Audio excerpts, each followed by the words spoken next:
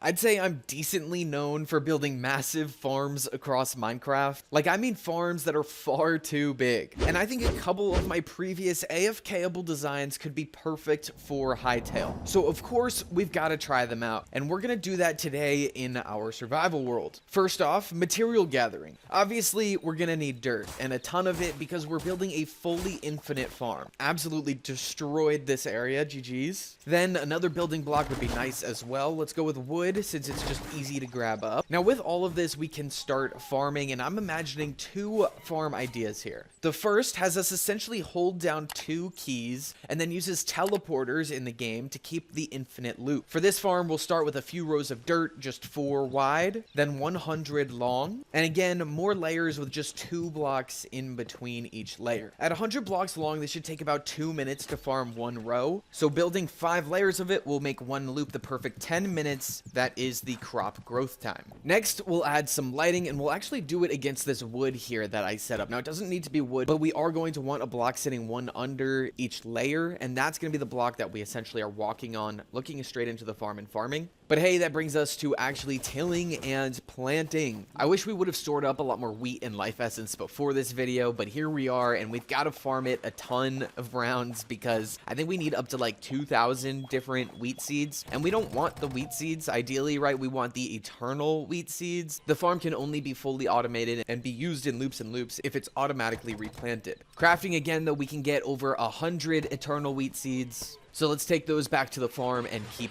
the planting going. You can see we're about 3 layers up so far. You might have also noticed that we actually changed the way the lighting is set. We moved it over to be 1 block off of the farm because the wheat, actually when it grew, it kind of deleted it. But light is needed, so we couldn't get rid of that. And of course, we want to water these plants as well. We need the best growth rates possible, right? So here we are hours later for sure. And I think this is just our last wheat that we need to plant on the very top layer. Now, it's not entirely eternal, but it is at least all filled out, I believe. Actually, what is this on the left? Look at the parkour skills I learned. You can easily do these round the block jumps, but yeah, looks like we might have missed a piece. So let's just plant this real quick. And now the farm is completely full. While those last pieces are growing, we can move on to the next part, which is really just curating our walkway. So we'll need a bumper on each side. We'll just build 1 pillar all the way up, and we'll do it on both sides. Then we need to grab some azure kelp from a chest in order to craft some more teleporters, a very key item for all of these farms. Back we are again to drop 1 on the bottom right. We can call that bottom farm, and another at the top left. Call it top farm. So we'll go through the bottom of the farm, right, and then be TP'd up top. That's not right. We want to make sure we're still facing the farm, so let's go ahead and drop it just like that. Let's go ahead and test this again now. So we go through the bottom of the farm to the top, and we keep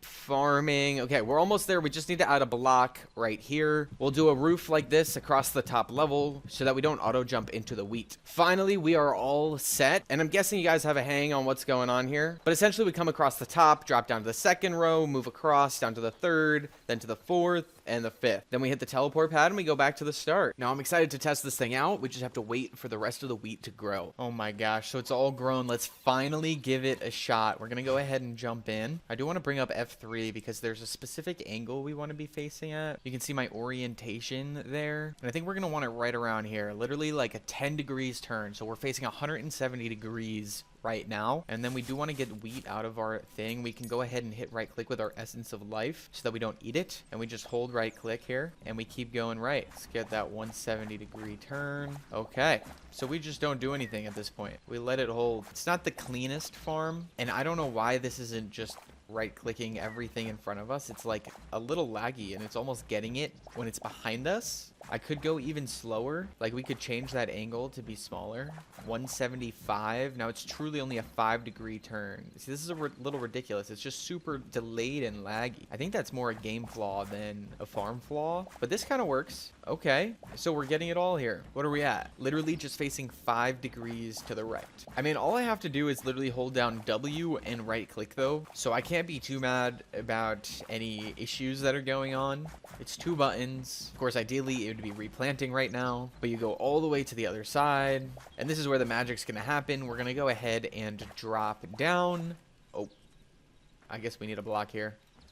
Bang. So recreating that, we're going to go ahead and drop down, and then we're just going to start going the other way. Look at that magic. Now we go 100 blocks the opposite direction. Let's see. Are the torches...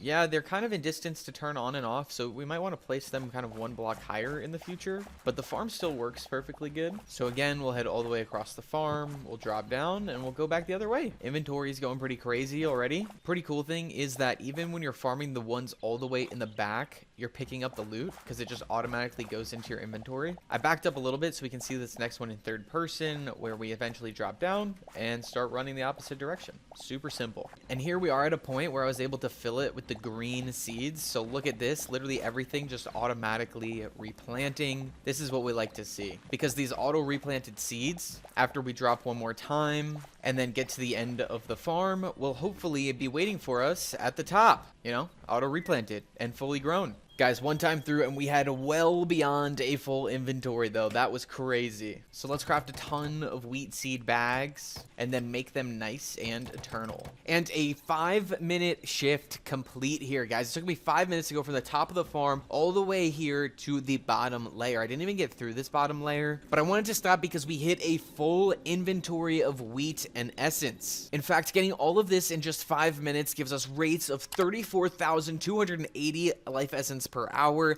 and 11,580 wheat per hour. Low-key insane numbers for a simple wheat farm, and I absolutely love it. As far as an automation score, I give it about an 8. You can kind of step in there and not even pay any attention to your character, although it's not necessarily something that produces wheat while you're off mining in the game. With that bit of farming and a little more though, we're able to craft so many eternal wheat seeds. What have we gotten up to here?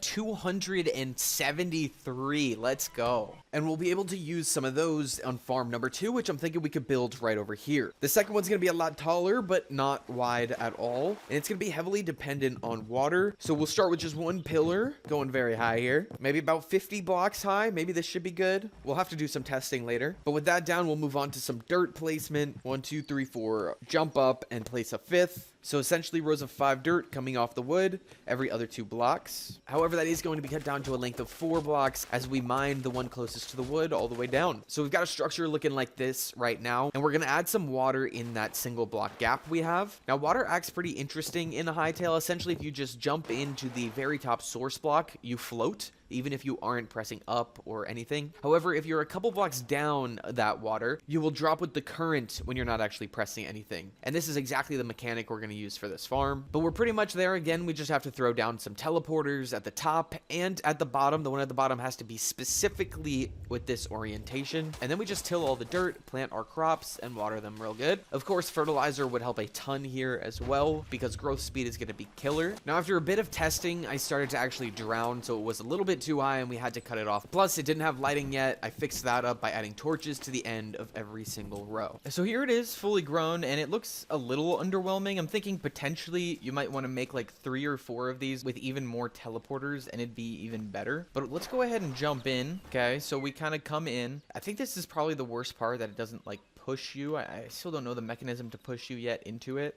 But really, you start falling instantly. So when you teleport up, you're holding right click. And let's make sure that we have, there we go, Essence of Life in our hand. Again, it replants. So you kind of want to look slightly down here. And it looks like we're able to get 3 on each layer. But hopefully the second time down, we'll actually get the 4th.